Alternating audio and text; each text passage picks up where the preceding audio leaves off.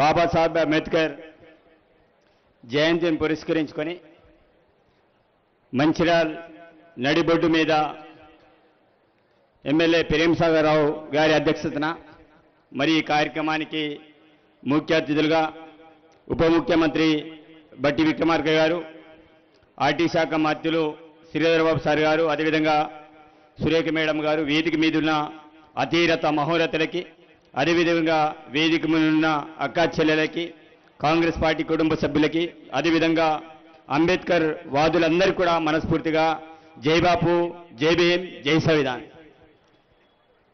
ఈరోజు నిజంగా ఈ యొక్క జనాన్ని చూస్తుంటే ఎవరైతే బాబాసాహెబ్ అంబేద్కర్ని అవమానపరిచారో, ఎవరైతే అంబేద్కర్ని విధ్వంసానికి గురి చేస్తామని అనుకున్నారో వాళ్ళందరికీ కనువిప్పై ఏ విధంగా ప్రేమ్సాగర్ రావు సార్ ఉప ముఖ్యమంత్రి పిలిపించుకొని ఈ యొక్క సమావేశం ద్వారా, ఈ సభ ద్వారా వారందరికీ కూడా గుణపాఠం చెప్పే విధంగా ఈ కార్యక్రమాన్ని ఏర్పాటు చేయడం అనేది జరిగింది.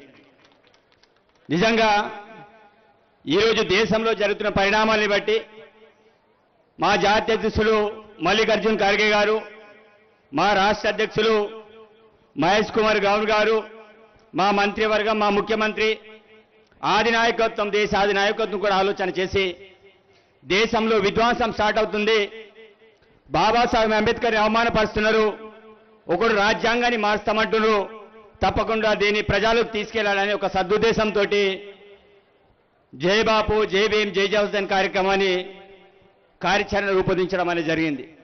దానిలో భాగంగానే ఈరోజు బాబాసాహెబ్ అంబేద్కర్ జయంతిని పురస్కరించుకొని ఇంత పెద్ద ఎత్తున జిల్లా కేంద్రంలో ఈ కార్యక్రమం నిర్వహించడం నిజంగా బీజేపీ నాయకులారా, మీరు చేసేటువంటి విధానం, మీరు నడిచేటువంటి విధానం, నిన్న వాళ్ళు చేసేటువంటి కార్యక్రమం శుద్ధి కార్యక్రమం.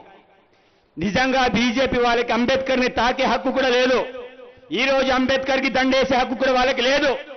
కానీ ఈరోజు ముసుగు తొడిగి అంబేద్కర్ అవమానపరిచి రాజ్యాంగాన్ని తొలగిస్తామని మాట్లాడి మళ్ళా తిరిగి ఈరోజు అతని జయంతి రోజున ఈరోజు అతని కార్యక్రమాలు చేయడానికి వాళ్ళు ముందుకు రావడం, ఈరోజు మనమందరం కూడా ఆలోచన చేయాలి. ఈరోజు మేమంతా కూడా ఈ స్థాయిలో ఒక పేదవాడికి, ఒక బీదవాడిగా నేను ఒక శాసనసభ్యుని అయ్యానంటే కారణం బాబాసాహెబ్ అంబేద్కర్ వల్ల. ఈ రోజు రాజ్యాంగం ఉండబట్టి ఈ రోజు ప్రథమ పౌరుల నుంచి మొదలుకుంటే అదేవిధంగా రాష్ట్రపతి స్థాయి వరకు కూడా ఈ రోజు ప్రతి ఒక్కరు రిజర్వేషన్ లభిస్తున్నామంటే కారణం బాబాసాహెబ్ అంబేద్కర్.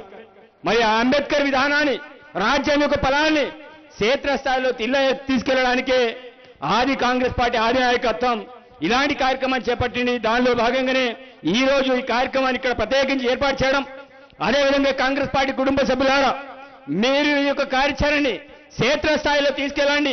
బీజేపీ యొక్క ఆగ్రహాలని ప్రజలకు చెప్పండి. ఈ రోజు అమిత్ షా చేసిన మాటలు, మోదీ గారు చేసిన మాటలు, రాజ్యాంగానికి విరుద్ధంగా వాళ్ళు చేసిన మాటల్ని ఈ రోజు ప్రతి పౌరుడికి తెలవాలి. ఎందుకంటే బాబాసాహెబ్ అంబేద్కర్ పదాలు మనం ఏ రకంగా అనుభవిస్తున్నాం మన అందరికీ తెలుసు. ఈ రోజు రాష్ట్ర కమిటీ కూడా పిలిపించింది, ఉత్సవాలు నిర్వహించండి. ఇంత పెద్ద ఇక్కడ మనం ఉత్సవం నిర్వహిస్తున్నాం. ఈ రోజు వర్గీకరణ ఒకవైపు, అంబేద్కర్ ఆలోచన విధానం గౌరవ ముఖ్యమంత్రి రేవంత్ రెడ్డి గారు ఈ రోజు సామాజిక న్యాయం మనం ఎంత ఉంటే అంత వాటి అవ్వాలి అనే ఆలోచనతో ఈ రోజు కులగణన మనందరికీ తెలుసు.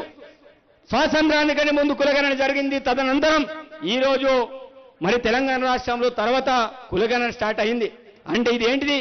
అంబేద్కర్ ఆలోచన విధానాన్ని బట్టి మన రాష్ట్ర ప్రభుత్వం ముందుకెళ్తుంది. ఆ ఆలోచన విధానంలో భాగంగా మనమంతా కూడా ప్రయత్నం చేయాలి. అందుకే బీజేపీ నాయకులకి మనమందరం కూడా కనుగుపై ఏ విధంగా మనమందరం కూడా క్షేత్రస్థాయి కార్యకర్తలను కూడా బలంగా కాంగ్రెస్ పార్టీ తీసుకునే నిర్ణయాన్ని క్షేత్రస్థాయిలో తీసుకెళ్లాలని, అంబేద్కర్ విధానాన్ని నిరంతరం కొనసాగిద్దామని తెలియజేస్తూ ప్రత్యేకమైన అవకాశం కల్పించినందుకు ప్రేమ్సాగర్ సార్ గారికి, అదేవిధంగా బట్టి విక్రమార్క సార్ గారికి ప్రత్యేకమైన ధన్యవాదాలు తెలియజేస్తూ జై బాపు, జై భీమ్, జై సంవిధాన్. థ్యాంక్ యూ బొచ్చు గారు.